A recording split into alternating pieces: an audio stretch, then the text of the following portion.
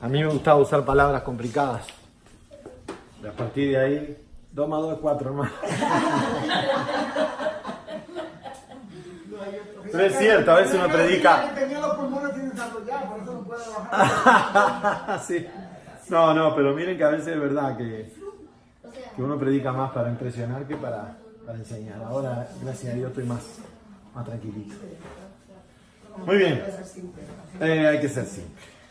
Uno aprende hasta de las críticas. Bueno, de las críticas uno aprende mucho. Digo hasta de las críticas con malas intenciones, porque a veces vienen críticas con buenas intenciones pero hasta de las malas uno aprende. A veces de las malas aprende más. Muy bien. Permítanme. Ya lo puse. Excelente. Ya no sé. Dios mío. Te digo una cosa. La culpa hizo... Y todavía vuelven todos los domingos ustedes. Eso sí que es un milagro. Muy bien. La semana pasada nos metimos ya un poquito. Habíamos pasado los primeros 3 versículos de esta nueva, no capítulo, sino de este nuevo párrafo de Misión de los 12, del versículo 5 al 7, digo bien.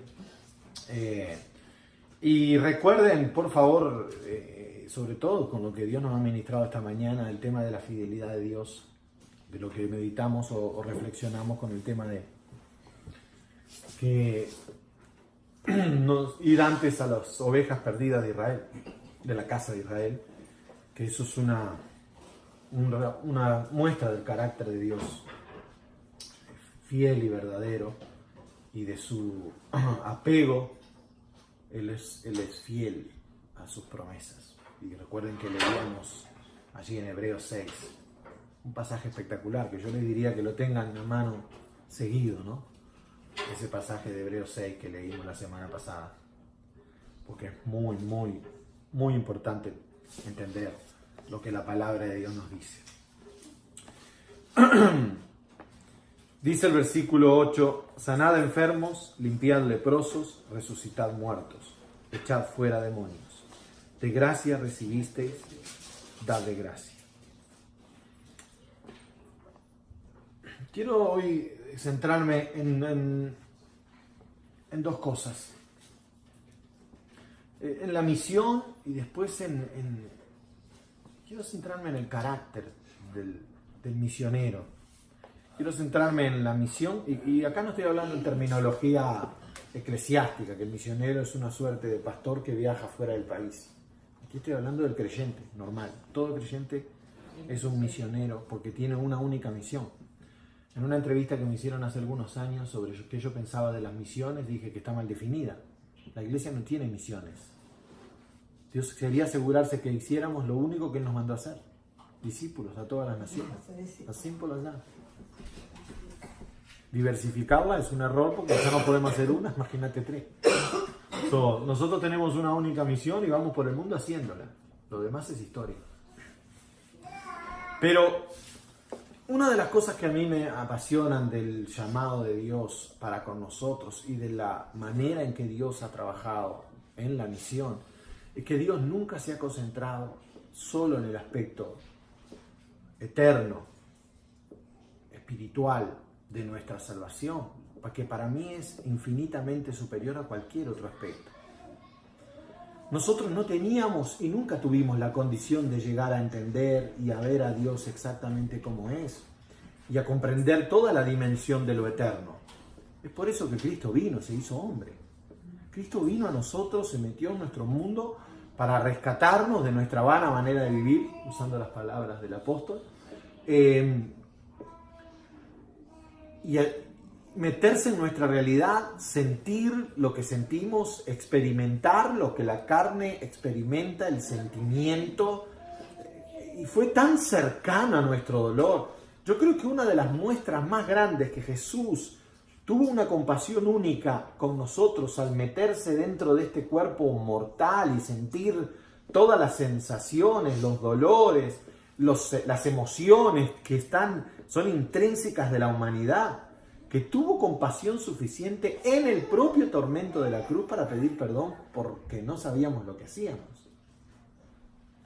sea, estaba tan adentro de nuestra realidad. Fue tan... El escritor de los Hebreos nos habla de esa empatía, ¿verdad? Que fue tentado en todo, o sea, experimentó todas las cosas de la humanidad. Se tomó todo el tiempo necesario, desde el nacimiento hasta la plenitud de la madurez, para entender plenamente las etapas de la vida, los dolores de la vida, los desafíos de la vida, las tentaciones de la vida, las frustraciones de la vida. ¿Se habrá enfermado Jesús? Bueno, yo no lo creo, no creo que se haya enfermado. Capaz que sí, capaz que tuvo gripe, qué sé yo. Nunca se preguntaron esas cosas. Tuvo Jesús gripe, le dolió la muela, se levantó con dolor de cabeza, tengo sinusitis. ¿Verdad? ¿Qué pasó en la carpintería? Si se pegaba un martillazo en el dedo, ¿le dolía? No era que decía, sánate. Me duele. ¿Verdad? Porque eso no sería... Ahí el escritor de Hebreos no podría decir que se asemejó a nosotros, que sufrió nuestros dolores. Si Jesús hubiera usado alguna vez su poder para aliviar o no tener que sufrir las realidades humanas, entonces Él no podría ser un sumo sacerdote que nos comprende en nuestra debilidad. Entonces, no es que Él dijo, sea la silla y apareció una silla. Él tuvo que cortar y pasar trabajo, aunque hubiera podido decirse una silla, ¿verdad? ¿Quién no daría de nuestros hijos estudiantes por tener el poder de Jesús? Hágase el examen consciente. Usar todo el conocimiento, ¿verdad? Entonces, la realidad de Jesús y la empatía de Jesús siempre ha involucrado en su llamado como una prioridad la atención de las necesidades humanas. Fíjense que por supuesto la prioridad es el reino de los cielos se acercó. Ese es el mensaje fundamental. Nosotros no vamos a sanar necesidades, nosotros vamos a anunciar. La misión sigue siendo una. Pero la compasión en la misión está tan intrínseca, o sea, el sentimiento de Jesús de ver a esas ovejas perdidas de la casa de Israel sufriendo todas las consecuencias de décadas y décadas de rebeldía, de dolor, de angustia, de opresión, de enfermedad, de situaciones inhóspitas, de pobreza. Que en el envío de los 12 discípulos Él atiende no solamente la realidad, que Juan el Bautista no tenía esa capacidad, entonces fue y anunció, el reino de los cielos se acercó y arrepiéntanse. Pero Jesús cuando envía a sus discípulos no solo les dice, díganle arrepiéntanse, sino fíjense aquí, sanen a los enfermos. Y especialmente dice, limpien a los leprosos. Ustedes fíjense cómo Él pone las enfermedades en una categoría, pero la lepra Él la separa. Porque nosotros ya hemos estudiado en la sanidad del leproso. Y ustedes, si hacen un poco de memoria o buscan el video, porque ahí ya grabamos, lo pueden mirar. Está todo en YouTube. Entonces, si yo no les hago preguntas para dejarlo... Van a recordar todo lo que vimos del tema de la lepra. No era la condición, era el desprecio, era la escoria de la sociedad, era la peor desgracia que tú podías sufrir, era como la exposición pública de la miseria humana, del pecado. Así lo veían incluso los religiosos. Jesús les dice, sanen a los enfermos, pero a los leprosos especialmente límpienlos, asegúrense, límpienlos, y en ese limpiar los leprosos hay más que una actitud de sean sanos. Tiene la implicación del toque que Él tuvo con los leprosos. O sea, y fíjense qué interesante que cuando nosotros comparamos, por ejemplo, Mateo 4:23, que es el inicio del ministerio público de Jesús, cuando dice que Jesús andaba en las calles, sanando a los enfermos, limpiando a los leprosos, etcétera, etcétera. Jesús agarra y le dice, y esto es importantísimo para nosotros hoy, porque aquí hay una transferencia que comienza con los apóstoles, pero recuerden que los apóstoles son el fundamento, Cristo es el fundamento, los apóstoles son el primer edificio, la primer piedra desde el fundamento puesta sobre la cual la iglesia fue edificada, ¿verdad? Incluso Pablo también usa la palabra fundamento, aunque la piedra angular, cuando él usa la palabra fundamento sobre apóstoles y profetas, habla de Cristo como piedra angular y como base de todo esto y entendemos que Cristo es la base, el fundamento. Después el edificio se construye a partir de la enseñanza de los apóstoles y Él les muestra lo mismo que yo he estado haciendo con ustedes. Ahora lo voy a hacer a través de ustedes. Fíjense qué impresionante esta transferencia.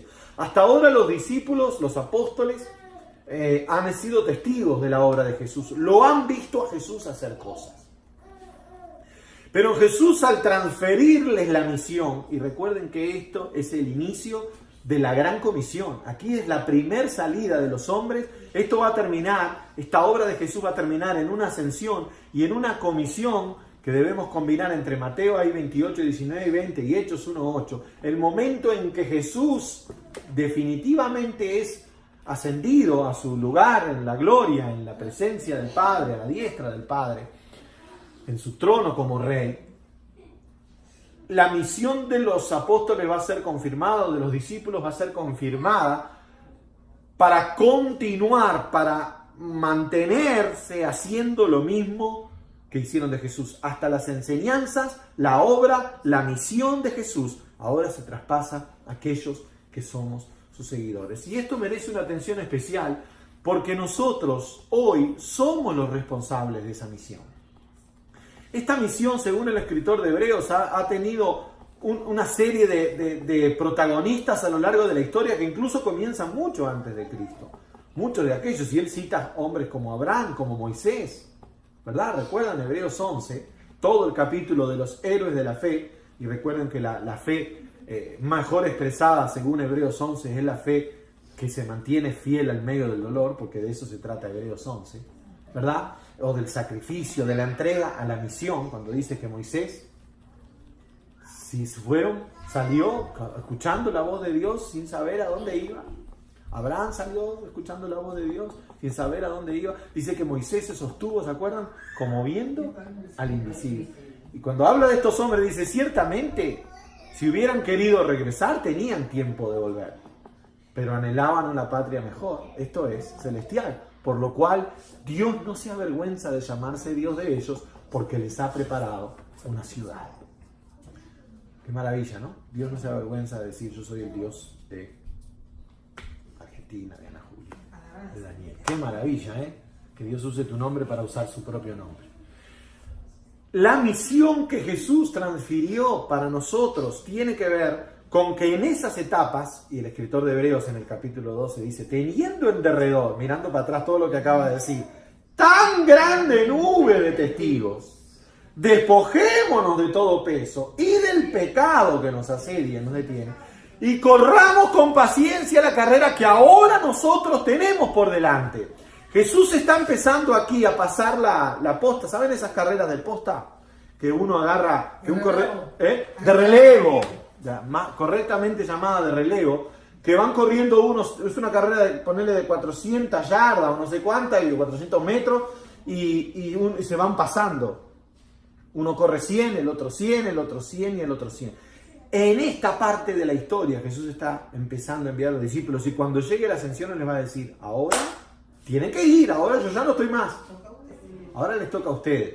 Y así sucesivamente a lo largo de la historia llega a nosotros hoy esa misma posta, ese mismo relevo, para que nosotros ahora entendamos que la misión es compartir y anunciar. Cualquier obra que no tenga como prioridad el reino de los cielos se ha acercado es inútil en la iglesia, porque la iglesia no debe hacer otra cosa. Y entiéndase, no debe hacer otra cosa, no debe tener otra misión, no actividad. No estoy hablando de actividades, actividades hay millones. Misión hay una.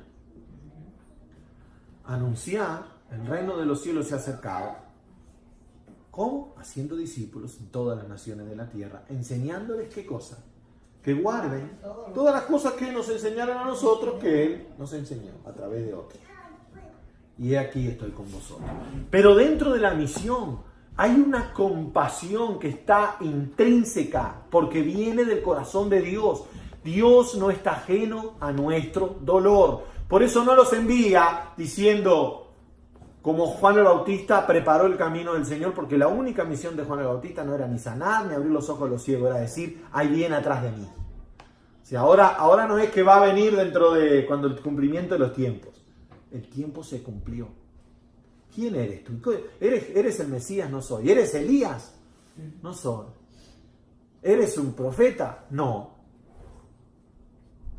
Dijo, tú sos más que un profeta. Pero bueno, él dijo que no y Jesús dijo, ¿profeta? Más que un profeta. Dijo Jesús. Pues profeta no le llegan a los talones a Juan. Y entonces, ¿quién eres? Le preguntaron. Soy la voz que clama en el desierto. Y ahí nada más ni nada menos cito a Isaías. Tomá, anda llevando. Preparad el camino del Señor. Porque Él llegó. Sin embargo, a partir de Jesús, la misión está completa. Llegó el Mesías. El reino de los cielos se acercó.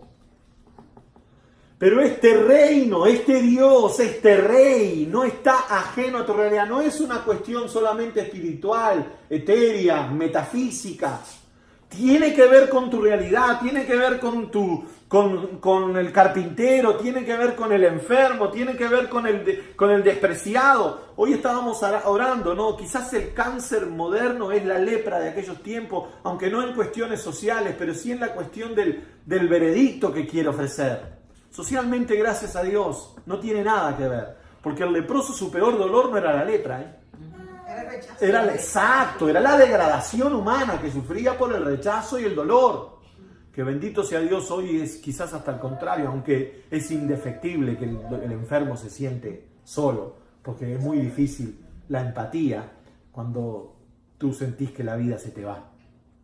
Pero en medio de todo eso hay un Dios que está presente en ese dolor. Por eso se decía esta mañana, aunque Dios va a hacer su voluntad y nosotros no la podemos controlar, la palabra de Dios nos da la oportunidad y el derecho de decir, Señor, sana, dale vida.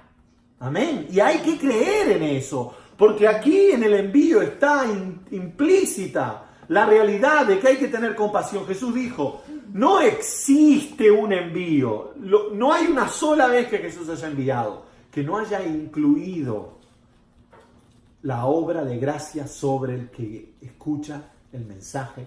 Fíjese que no les pone la condición. Si aceptan el reino, ustedes salen a los enfermos. Si aceptan el mensaje, ustedes limpien al leproso. ¿Me están entendiendo qué maravilla esto? Si anuncien. Oh my goodness, what is that? Si aceptan el mensaje o no, es indiferente. Son niños, ¿qué esperan?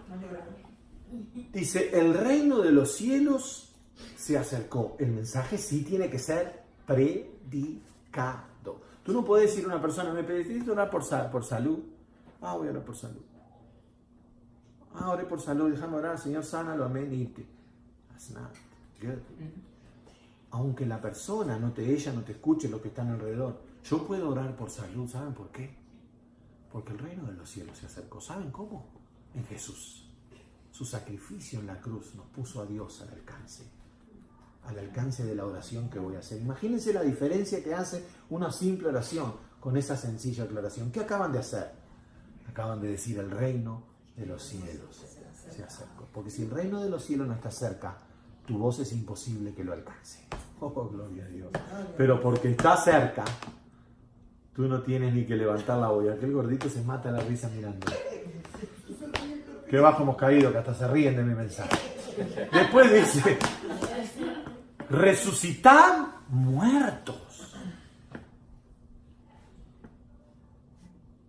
Fíjense qué impresionante.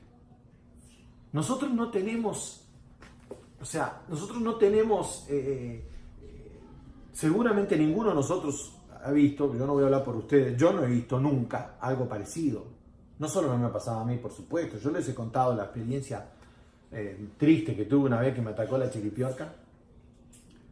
Y por amor a la familia y por amor al joven que estaba ahí, no me quise mandar de nada. Quise creer que Dios lo podía resucitar. Y estaba en el cajón el cuerpo del muchacho que era cristiano.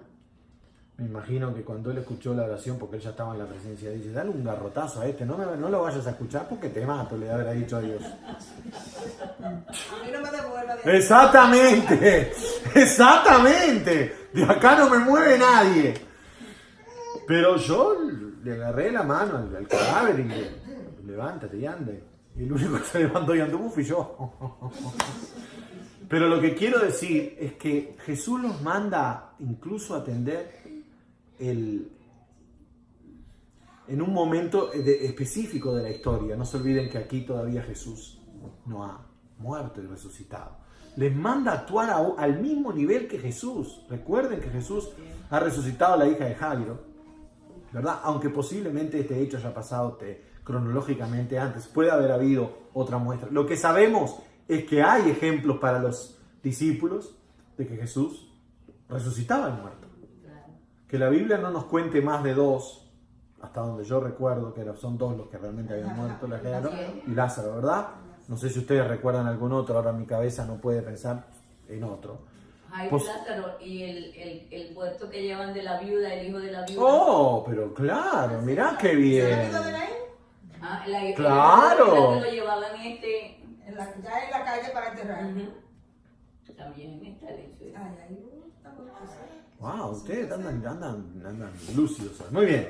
Entonces, qué tremendo. Wow, ese hecho es espectacular también. Era la propia procesión, ¿verdad? Exactamente. Gracias, Ana Julia, por recordárnoslo. Entonces, ¿qué pasa? Estos hombres lo acaban de ver, pero ahora los envía a hacerlo. Fíjense, ¿cuál es mi punto aquí? Después habla de echar fuera demonios. Ahora recuerden que nosotros hicimos un estudio de quiénes eran estos personajes que Jesús llama.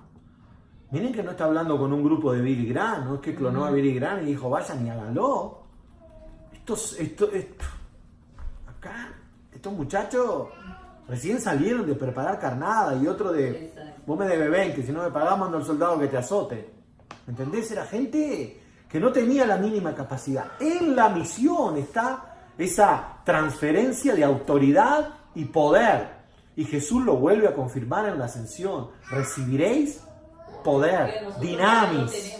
Es la palabra que usa allí en el griego, que es el origen etimológico de la palabra dinamita. O sea, poder para hacer la obra de Dios. Ahora, yo no me quiero concentrar en el poder en esta mañana. Quiero concentrarme en la compasión. Porque para nosotros, los de Occidente, estas cosas no pasan ya. Pero cada vez que usted se tome el trabajo de buscar un testimonio de una persona en Pakistán, en India, en China, comunista, o historias de la famosa Rusia comunista o URSS comunista y las persecuciones, ustedes se van a dar cuenta que los milagros que Jesús nos envió a hacer son tan reales como lo fueron en los días de los discípulos. Y hoy en día estamos viendo, para la gloria de Dios, al Dios haciendo estos tipos de milagros en lugares donde el reino de los cielos debe ser anunciado. Nosotros lo que pasa es que hemos hecho de estos milagros una suerte de marketing barato para tratar de conseguir cosas de la gente. Pero cuando la misión de la iglesia es realmente la compasión, no aquellos milagros que ni se conoce quién es, y que tiro, levante la mano, yo declaro que usted deme $200,000 que el Señor está haciendo su obra. Porque eso no solo no es misericordia, eso es usura, compra y venta. Eso es cohecho, exactamente. Mercachifles y estafadores de la fe. Así mismo lo llamo yo. Que me perdonen. Lobo rapaz se lo llama la Biblia. El lobo rapaz se lo llama la Biblia.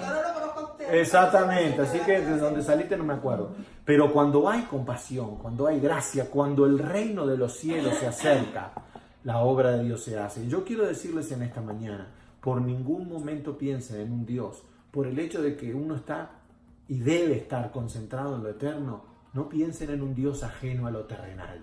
Este es un Dios que se hizo hombre y que nos envió a sanar, que nos envió a dar gracia, que nos envió a servir. Yo voy a terminar esta mañana, pero esto que acabo de decir está intrínsecamente ligado o íntimamente ligado a la siguiente frase de Jesús, que no la dice por casualidad. De gracia recibisteis, dad de gracia. El motor del milagro es la compasión, no la ganancia. Cuando el milagro es ganancia, Dios no está en él. ¿Ok? El motor del milagro es la compasión. Y en esto de gracia recibiste y dad de gracia, hay un llamado de Jesús, una alerta que la semana que viene, vamos. Yo quiero dedicarme una mañana entera a esto de gracia recibisteis, dad de gracia, y explicar algunas cositas. Amén. Déjenme orar esta mañana por todos. Padre, en el nombre de Jesús, ayúdanos a tener un corazón abierto a tu palabra y que ella siga haciendo su obra entre nosotros. Señor, ayúdanos siempre a tener en el anuncio de que el reino de los cielos se ha acercado, compasión.